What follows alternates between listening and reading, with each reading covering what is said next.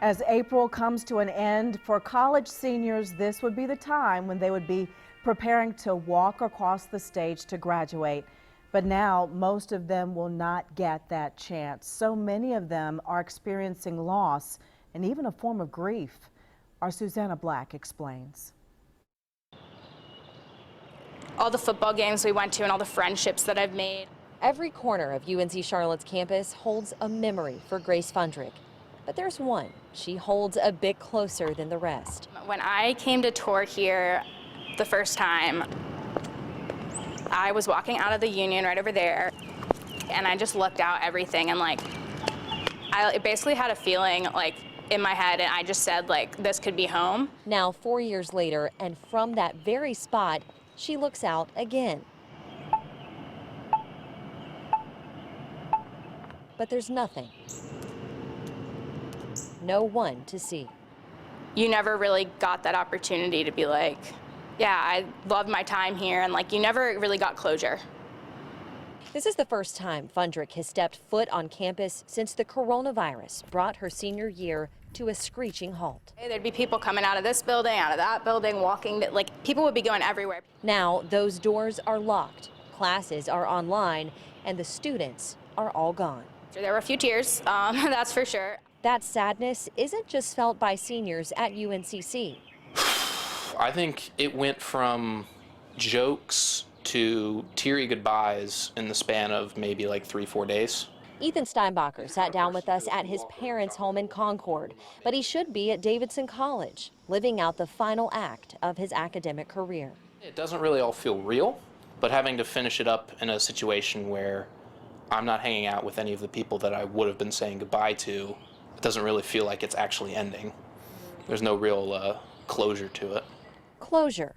It's something both seniors say they don't feel, which makes a lot of sense to therapist Melissa Moya. It's heartbreaking. It's like experiencing grief. It's a loss. Moya says it's not death in the traditional sense, but this loss of milestones is just as devastating.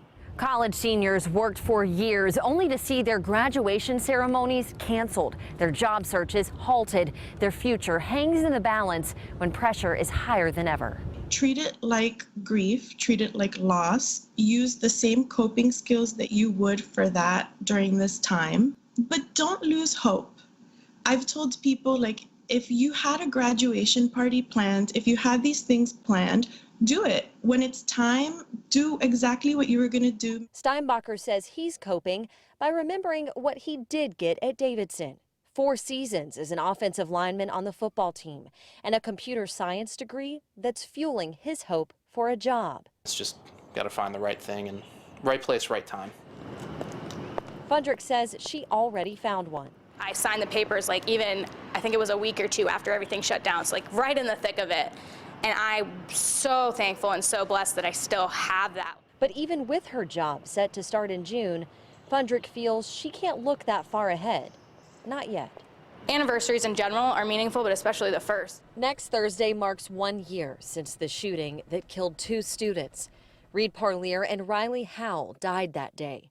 And it's a day all of UNCC students were supposed to be together. We were supposed to have another vigil, come here, and there was supposed to be things basically to remember that. And so it was trying to remember Riley and Reed and figuring out our own way to do it. One idea that's come up is walking or running in their memory. A memory she says can be painful at times, but in times like these, it's offered her perspective like no other. Yes, this may seem like the biggest moment of my life right now, but when you zoom out on the world at this moment right now, there's so many bigger things happening, but also when I look at the course of my life, this is just going to be a tiny, tiny part of it.